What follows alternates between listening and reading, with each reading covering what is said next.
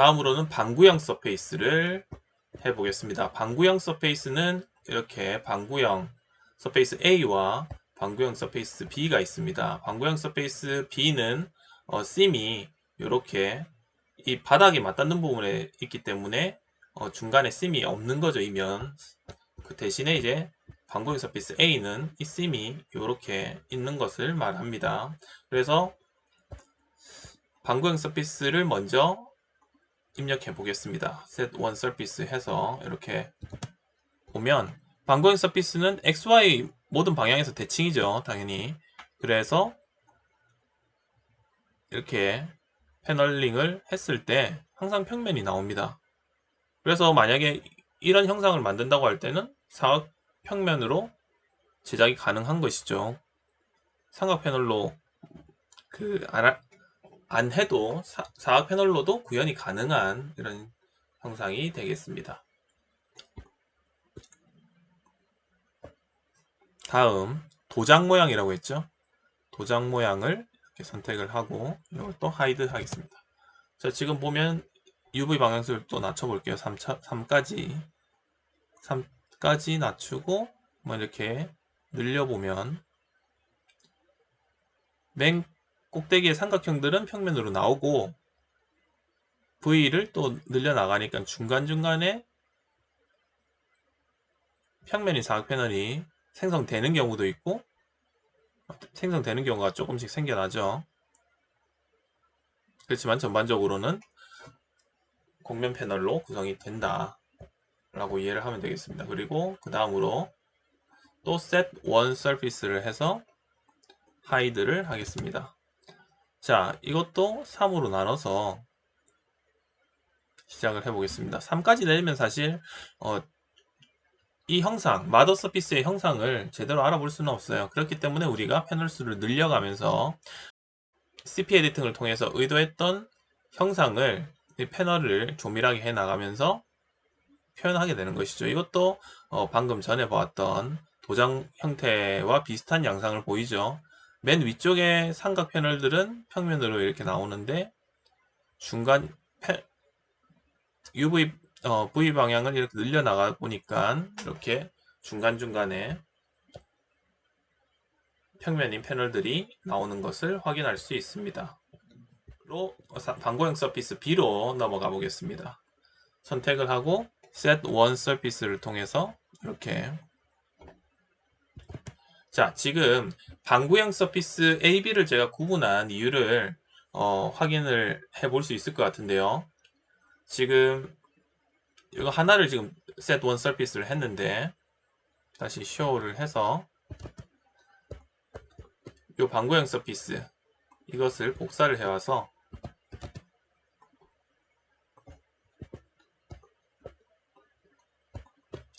두 개를 선택하고 set multiple surfaces를 해서 두 개를 hide 해 보겠습니다. 그러면은 왜 제가 방구형 서피스를 A, B로 나누어서 스터디를 했는지 알 수 있습니다. 방구형 서피스 요 UV 방향별 패널 수가 지금 동일하게 적용이 될 텐데 한번 이렇게 바꿔보죠. 지금 결이 다르다는 걸 알 수가 있죠. 이렇게 U 방향으로 늘리면 여기는 지금 심을 가지기 때문에 이렇게 우산 형상이 되는 것이고 요거는 유모차 덮개 또는 사탕을 양쪽에서 만 것 같은 그런 형상이 되었죠. 이렇게 UV 방향별로 분할을 할 때 다르게 적용이 된다는 것. 물론 이게 방구형 지금 굴을 지금 반으로 잘라서 만들었기 때문에 모든 패널들이 XY 평면에서 대칭이 있기 때문에 모든 사각 패널이 평면입니다. 다음으로 넘어가겠습니다. 방구형 서피스를 응용해서 만든 스포츠카 형상으로도 발전이 가능한 이런 형태를 보면 요거는 이제 가운데 부분을 짤록하게 만들었었죠. Move UVN을 활용을 해서 Move UVN을 활용을 했죠. 자, 지금 패널 수가 10개, 10개인데 지금 낮춰보겠습니다. 3 그리고 3까지 이렇게 낮췄습니다. 이거는 이제 상하 좌우로 대칭이지만 UV 방향수를 이렇게 늘려보니까 U만 이렇게 늘렸을 때는 상관이 없는데 V까지 같이 늘려주니까 이렇게 대부분이 곡면 패널이고 일부만 이렇게 평면 패널이 나타나는 것을 확인할 수가 있습니다.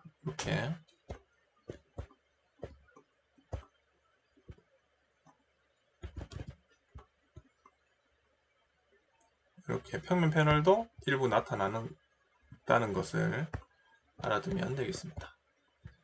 다음으로는 도넛형 서피스로 넘어가겠습니다.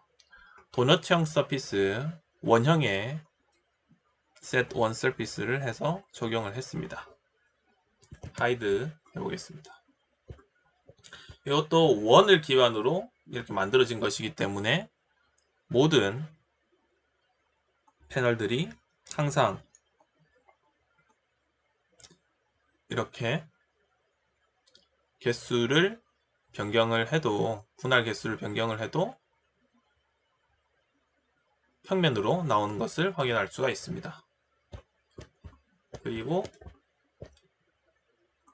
소파 형상 한번 적용해 보겠습니다. 소파 형상의 경우 지금 요거 같은 경우에는 시링크를 해서 적용을 했습니다. 시링크를 해서 적용을 해서 이렇게 되어 있는 것이고, 이 YZ 평면 대칭이라고 합니다.